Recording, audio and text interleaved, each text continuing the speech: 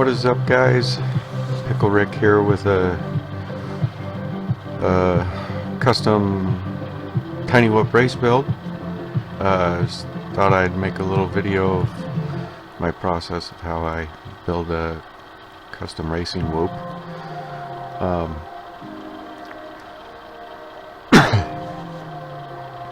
Let's see. Start off with the parts I'm using. I'm using a Beta F4 1S Lite DLRS, TBS Pro Nano, Tinywhoop, Martian McFly custom wound, 9-turn Delta, silver coated wire, little over 35,000 kV, Tinywhoop pinch cam, Happy Model monopole, Happy Model Mobula 6 2024 frame, Peak and Rennie screws, HQ ultralight props, and I'm starting off here with just getting the flight controller prepped, putting a little flux paste on the pads and pre-tinning all the pads. Just kind of going through my process. This is the easy part for me. I really enjoy soldering up these little things. This honestly doesn't take me very long to get it all wired up. After I get the pads pre-tinned on the flight controller, I go ahead and grab the Pro Nano and rough cut some wires for it, and then pre-tin the pads on it as well, and then add the resistor. The Pro Nanos require a resistor because they use Smart Audio 2.0 Lite, and they need a drawdown on the Smart Audio, so you put the resistor between the ground and the Smart Audio pad, and yeah, then your Smart Audio works the way it's supposed to. Anyway, I end up soldering this thing on the bottom side of the board, so after I solder it on, get ready to start soldering on the wires, I realize my mistake, pull it off real quick, put it on the other side. Anyway, yeah, the back to the Pro Nano. If you look at TBS's VTX table for the Pro Nano, it mentions that it needs a drawdown, and that's what the resistor does, is it draws down the Smart Audio line so that it works properly. The Pro 32 Nano does not need that. The resistor, it uses Smart Audio 2.1. I like them both. They're my two favorite VTXs. I've been using the Pro Nano on my race builds just because I don't need the output power that the Pro 32 Nano offers. So for a race build, I think the Pro Nano is the way to go. Anyway, I get these wires all connected up to it, and then I proceed to I think the next thing I do after that is I solder up the motors to the flight controller. And I had already had these motors on my HD0 build, but I thought better of it. I figured a lower kV would work better on that HD0 build, so I pulled these back off of that flight controller for the HD0 build, and that is why the wires are already pre-cut and pre-tinned. So I was able to just go directly to soldering them to the board. Kind of cool how these just kind of stay where you solder them on. They just kind of stay there with these Martian McFly motors. And the reason they do that is because the wires, the motor connection wires, are actually the same enameled wire that he wound the motors with. He just when he's done doing the windings, he runs these wires through the PCB and then leaves enough length of that wire to use as your connector wire as well. So pretty efficient. There's no connections at all other than the ones at the board. It's delta configuration, so there's no termination at the motor. On most, these are 0702, by the way. Most manufactured motors don't use the delta style. The delta style, you have two windings, and that's why the wires look like they're twisted, because there is actually two separate enameled wires that are twisted together for each phase. Okay, so now that I have the motors on, I proceed to laying out the wiring for the VTX on the board. I have the VTX approximately where I'm going to want it to sit on the board. I end up clamping it to the board, and then I didn't feel good about it, so I put something between those two boards just so they weren't getting smashed together. Once I get this wired up, I do the cam after that, and the pinch cam, I use the extra pads on the Pro Nano. Because this flight controller only has one 5-volt pad, instead of doubling up the wires on that pad, I will use the extra pads on the VTX for the 5-volt and ground for the cam, and that just makes for a cleaner install, cleaner wiring. Honestly, you can make the wires shorter that way, so might save you a tiny bit of weight as well. I did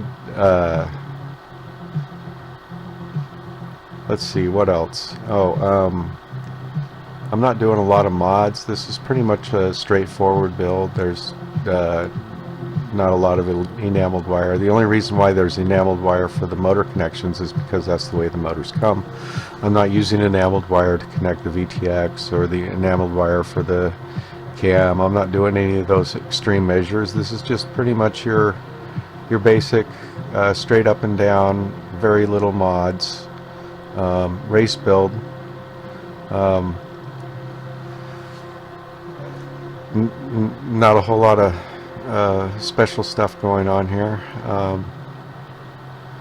So some of the tools, let's talk about the tools that I'm using. Of course, I got my TS100, and I got a few different tips. I'm using my no clean flux paste from MG Chemicals. Got my tweezers, and then I have my chemist tool. That's the screwdriver I'll be using, and that's my favorite screwdriver, especially for plastic screws. It's by far the best option if you're going to be using plastic screws. I highly recommend picking one up. Back to the Pro Nano. If you pick up your Pro Nano from aerialoutlaws.com, Isaac includes that resistor in the package, which is really nice. You don't have to go hunt down or get your VTX and then realize that you need to get a resistor and have to buy 100 of them off of Amazon. Nope, it's just in the package, no extra cost. Really nice. So thank you, Isaac, for that convenience. I appreciate that. So this is the second to last of my wiring. Once I get the cam wired up to the VTX and the video to the F flight controller, I only have one other soldering job, and that is modifying the pigtail. I'm going to take the stock pigtail and just use it. I'm just going to cut the wire and then turn it into a 180 pigtail with the same connector. I'm not going to, just hasn't been used, it's unused, so I don't see any reason to replace it. I'm just going to repurpose it for my purpose instead of the way Beta gives it to you. And here I am using isopropyl to clean off the flux after I'm done soldering, make sure everything's clean. It is a no clean flux, meaning that you could power it up without cleaning the flux off. It's not conductive in any way, but I just like to make sure everything's clean when I'm done with it. So there's the majority of the wiring. It's basically a skeleton at this point, other than the pigtail. I was just running the ELRS wire in between the wiring there, just so it holds it in place, can't get caught in a prop or anything. Now I'm going to do the one mod I make to the frame, and it's not a mod to lighten the frame in any way. It's only a mod to for the way that I want to mount my flight controller. And so what I'm going to do with the two side posts for the flight controller mounting is I'm going to make those through holes. So I take my little drill bit and I make those two posts through holes to the bottom side of the flight controller mounting. And now I'm going to approximate how long I need to cut the wire. I probably cut it about 2 millimeters too short. I'll end up fixing that later. I always try to make them as short as possible, and I made it too short. And so what I do is I cut the wire to the end of the little rubber plug they use, and then once the wire's not sticking out of the plug anymore, it's real easy to just pull that plug off, and then you can desolder the wire on the pins. Once I have the wire off the pins, I'm going to rotate those little posts, or those little pins, so the flat sides are facing out away from each other. And that's where I'll solder the wires, is just for safety. I solder on the outsides of the pins, so I want those flat spots facing out before I start soldering. Now that I have that ready, I double check polarity. It's what I picked up the other flight controller box for. It's just, even though I know that white is ground, I still check it every time. It's just, I don't know, it's my ADD. So I solder it at about 120 so that I don't have to bend the wire ahead of time. And I'll just I'll get it soldered. I didn't like the ground, so I redid it. And then once it's soldered, then I'll bend the wire around the plug so that it's a 180. After I'm done soldering, I clean it with a little rubbing alcohol, and then I use my Bondic glue, and I put a big dab of Bondic glue between the wires and the posts, so that just as a safety measure, so that the wires can't touch each other in a crash or anything like that. So I made a mistake here. I should have put the grommets in before I started messing with installing it into the frame, and you'll see that I have to back up. I have to get the flight controller back up from underneath the frame here in a bit, because I forgot that. Now here I dumped them out, but I forgot to stick them in because I got focused on making the threads in the through holes. So after making those through holes, you got to make threads so that the plastic screws don't struggle to go into the frame. So I'm using just the plastic screws that they give you in the kit, and I made the mistake of using the smaller plastic screws, or steel screws. I'm sorry. I used the steel screws that came with the flight controller to make the threads in the frame, and they give you two different sizes, and I should have used the larger one, so they made larger threads, because I still struggled to get the plastic screws into those threads. That was my mistake. It's a kind of a pain anyway, and you want to make these threads for all of the holes that you're going to be putting plastic screws in, because the plastic into plastic, it doesn't do well making the threads like the steel does. So you just create the threads with the steel screws first. Nice little tip. This is my chemist screwdriver. It's the only screwdriver really for the plastic screws. I use it for the metal screws too. You know, it's magnetized, so it'll hold the metal screws. It obviously won't do that with the plastic ones, but it has really sharp little points, and unlike a Phillips, it's flat, so it can really engage engage really well into the plastic screws, and most of the time they won't strip if you use the chemist tool. Not all the time though. Sometimes they will still strip if you're really trying to torque them down or anything. So now that I've got the threads made, now I struggle to get the two flathead plastic screws into those through holes that I created. And I'll struggle here for a while, drop it a half dozen times on each side, so you're going to see me drop it over and over again here, pick it back up and try again until I finally get them to thread in. Once they're thread, so I stopped trying to show the camera and I got it right away. So thread it all the way in, bottom it out. I'm going to do that on both sides, and that's going to be how I mount the flight controller later. But first, initially, you just want to screw them all the way in. Right here, I stripped one of those screws. I didn't make the threads with the big enough screw, so it was struggling to get in, and it stripped. So take my dikes and I kind of manipulate it, the